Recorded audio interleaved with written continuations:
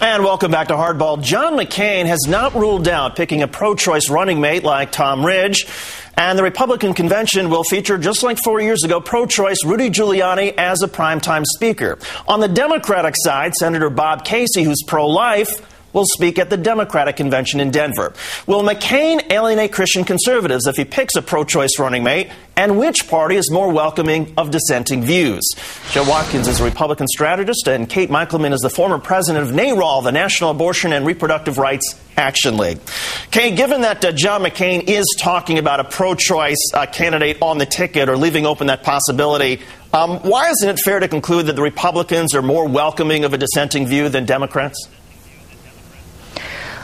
Well, first of all, Democrats have always been a party that respects the diversity of views on a range of issues, but the party has also been very strongly committed to women's freedoms, women's equality, and women's right to decide whether and when to become a mother. And there's no question about that. As far as dissenting views, I don't think the Democratic Party has ever discriminated against anyone who... What about Bob Casey, 92? Bob Casey's father, of course. I mean, he was denied a speaking spot at the 92 convention. Yes, he was, but I think the characterization that he was denied because he was opposed to a woman's right to choose is really misleading. Bob Casey did not get a spot at the convention because he publicly opposed Clinton. He publicly did not support Clinton as the candidate. And in other words, he had a dissenting point of view. He had a dissenting point of view, in other words. He did not have a dissenting point of view. He did not support and endorse Clinton as the presidential candidate. And, you know, it's unlikely you're going to have someone with who may have a dissenting view on a particular issue, but you're unlikely to ask someone to speak at your convention who opposes your nomination, who opposes your candidacy.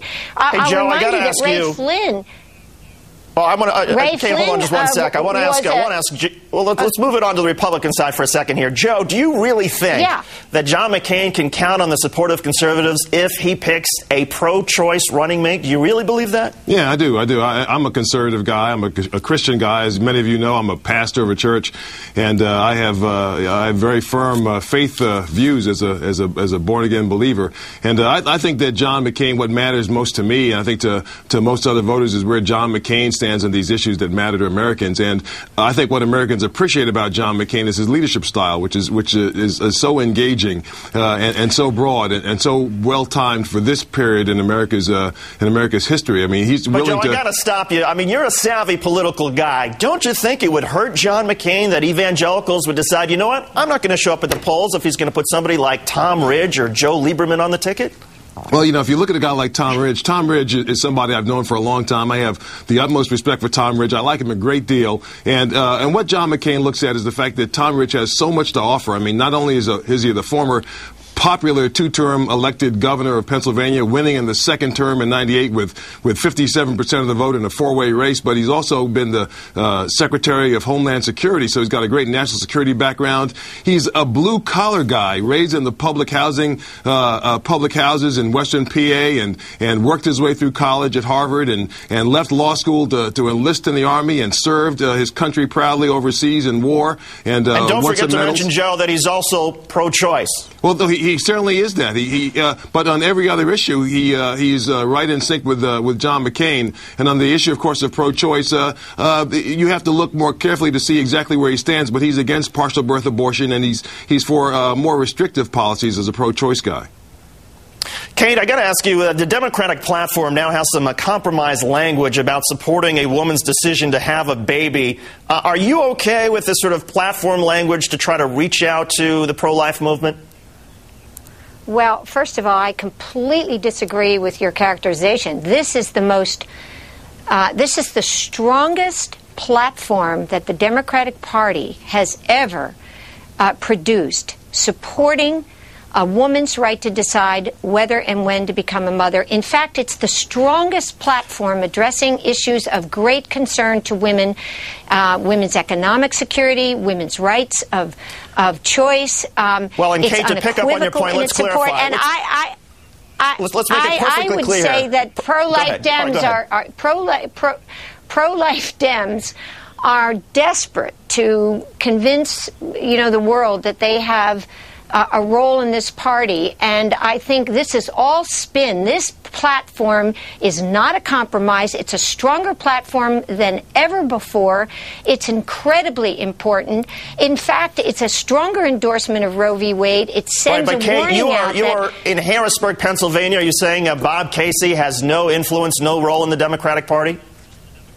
Well, I'll tell you, of course he has a role in the Democratic Party. He is a sitting Democratic senator. And Bob Casey and I do disagree and strongly on the issue of whether women have a right to decide or not. But Bob Casey has worked very hard for Obama, but he did not write this platform. In fact, this platform was written by, informed by, managed by women in a predominant role, unlike past platforms in the party's history.